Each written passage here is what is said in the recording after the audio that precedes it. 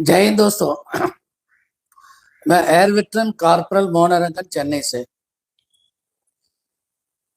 दोस्तों अभी आप सबको मालूम है, 8वां पे कमीशन अभी तक जो है कोई इंफॉर्मेशन नहीं है। होगा या नहीं होगा इसका कोई गारंटी नहीं है। अगर 8वां पे कमीशन अगर रिकमेंडेशन नहीं, 8वां पे कमीशन के लिए अगर कमेटी बिठाएंगे तो इसका लिए मतलब इसके लिए रेफरेंस क्या देंगे इसका कोई गारंटी नहीं है अभी। क्योंकि हर बार जो है जो भी ये रेफरेंस देते हैं उसी के अनुसार ये जो है पे कमीशन जो है डिसाइड करता है। आप लोगों को पता नहीं होगा कि थर्ड पे कमीशन के टाइम में ये जो कमिटी है ना, कमिटी को हर जगह लेके गए थे हमारे जाबाज ऑफिसर्स, ये दिखाने के लिए कि मतलब फौज के जो है क्या क्या कठिनाइयां है। लेकिन जहां भी लेके गए थे वो एक तरफ का जो है कंडक्टेड टूर कहते हैं उसको, जैसे कि गाइड लेके जाता है ना, ऐसे अभी भी होगा। ये जो भी रेफरेंस देंगे अपनी मतलब के लिए देंगे, हमारे मतलब के लिए कोई नहीं देगा। आप याद रख लेना इस बात को। और दूसरी बात क्या है, हर पे कमीशन में थर्ड से फोर्थ, फोर्थ से फिफ्थ, सिक्स्थ, सेवेंथ, हर पे कमीशन में जो सर्विंग सोल्जर है उनको डिग्रेड करते गए। यहाँ पे सर्विंग सोल्जर का मतलब सिर्फ जेसीओस और अदर रैंक्स। ऑफिसर यहाँ पे सोल्जर नहीं है, वो ऑफिसर है। लेकिन वो हमेशा क्या कहता है कि डिग्रेडेशन हो गया हमारा, डिग्रेडेशन हमारा हो गया। ये कहते कहते जो सब कुछ ले लिया। अभी इनको लेने के लिए बस सिर्फ दो चीज बाकी है, वो भी ले लेंगे। वो दो चीज क्या है, मेजर को लेफ्टिनेंट कर्नल के बराबर, और लेफ्टिनेंट कर्नल जो मतलब पुराने जो टाइम स्केल है उनको कर्नल की बराबर लेके जाना है। ये सिर्फ दो ही बाकी है, ये भी ले लेंगे और हम देखते रहेंगे, तालियां बजाते रहेंगे। क्योंकि हमारे बीच में ऐसे ही लोग बैठे हैं ना, पूछ पकड़ के जो है तलवे चाटने वाले। मैं ये क्यों बताता हूं, एक ऐसे जो घटिया इंसान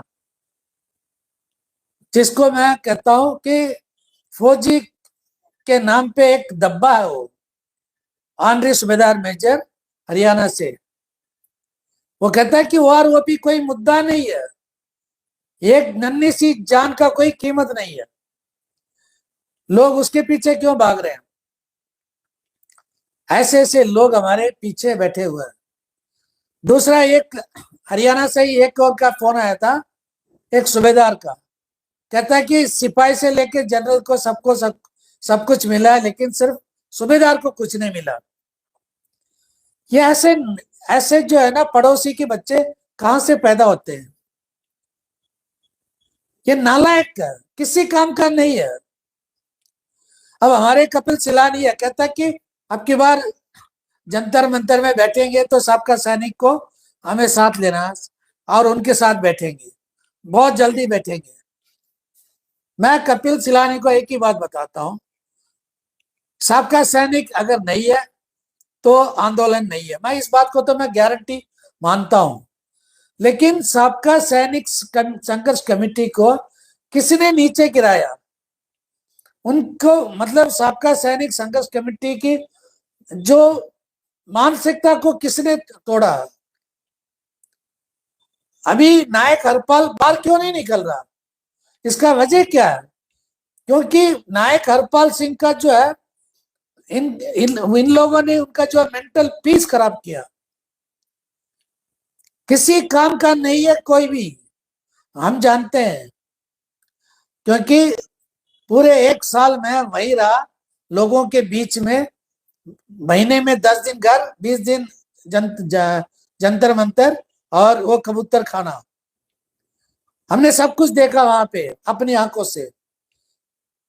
कौन कौन कितना दिन के लिए आए और किस तरह रह के गए। फेडरेशन बनाया, फेडरेशन बनाने के बाद एक भी जो है अभी का जितने भी ऑफिस बेरर है जंतर मंतर में नहीं बैठे हैं, 2 दिन नहीं बैठे हैं लगातार। सुबह आके एक भाषण दे के चले जाना, या नहीं तो कोर्ट के लंच टाइम में आके सिर दिखाना फिर भाग जाना। सबको मालूम है कि फेडरेशन कुछ नहीं कर सकता, फेडरेशन जीरो। अब मैंने कल या परसों एक वीडियो देखा कि फेडरेशन का अध्यक्ष उसने चिट्ठी लिखा गवर्नमेंट को। अरे चिट्ठी तो हमने कितनी लिख लिया, चिट्ठी कहाँ गई, बस डस्टबिन में गया। जिन्होंने वीडियो बनाया वो खुद ही बोलता है कि चिट्ठी लिखने का कोई फायदा नहीं। अब अर्जुन सिंह राठौर ने चिट्ठी लिखा तो इनको बहुत बड़ा महात्मा बन गया अर्जुन सिंह राठौर। अर्जुन सिंह राठौर का क्या कहना है, जब तक 157 संगठन नहीं आएंगे तो हम कुछ नहीं कर सकते। आपके पास 157 संगठन कब थे? अगर 157 संगठन आपके पास है तो इनका जो है रजिस्ट्रेशन नंबर क्या है, संगठन का नाम क्या है, कितने स्ट्रेंथ है, कहां से 157 संगठन है। ये मतलब अब ये जो इल्जाम डाल रहे हैं कि 157 संगठन के ऊपर, क्योंकि खुद तो नहीं कर सकता, खुद ये मतलब अपने आप नहीं कर सकता। अब 157 संगठन से पूछ के करेंगे। अब 157 संगठन कहाँ है? अभी 8वां पे कमीशन तक ये ड्रामा करते रहेंगे, फिर उसके बाद कहेंगे कि हम कुछ नहीं कर सकते। दोस्तों अभी नहीं तो कभी नहीं, अभी नहीं तो कभी नहीं।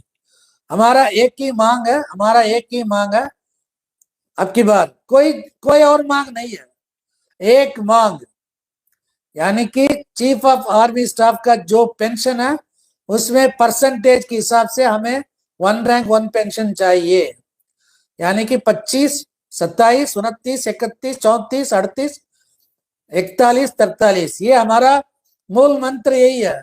हमें यही चाहिए ओआरओपी में, और कुछ नहीं चाहिए।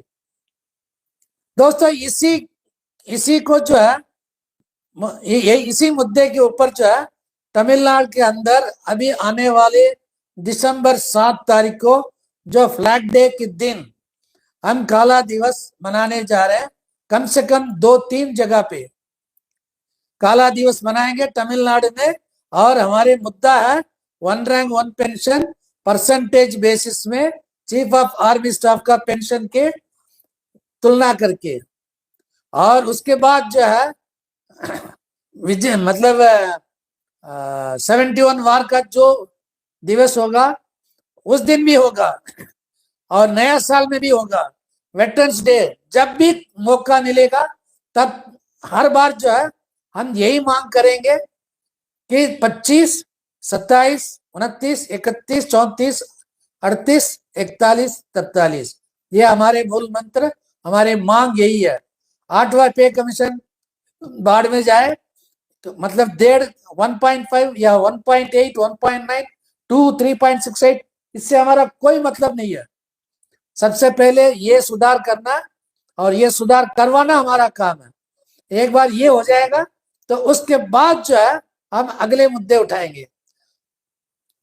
मैं ये नहीं जानता कि तमिलनाडु जैसे और कहां कौन कर सकता है, लेकिन हर एक से अपील करता हूं अपनी अपनी स्टेट में इसी मुद्दे के ऊपर आप लोग बाहर उठो, बाहर आ जाओ, अपनी आवाज बुलंद करो। 25, 27, 29, 31, 34, 38, 41, 43, ये आवाज उठना चाहिए। जैसे जैसे आवाज उठते जाएगा तो गवर्नमेंट भी एक बार नजर उठा के देखेंगे और काला दिवस मनाएंगे, तभी हम कामयाब हो सकते हैं। जहां तक जंतर मंतर का आंदोलन का सवाल है, अभी फेडरेशन को आगे आना चाहिए। भाई बोलो कि हम कर सकते हैं या नहीं कर सकते।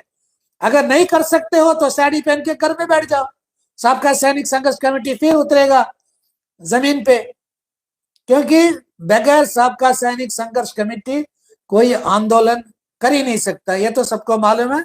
इसलिए फेडरेशन जो है अपनी सब यूं करके बैठे हुए हैं। फेडरेशन के पास उनके पिछवाड़े में कोई दम नहीं है।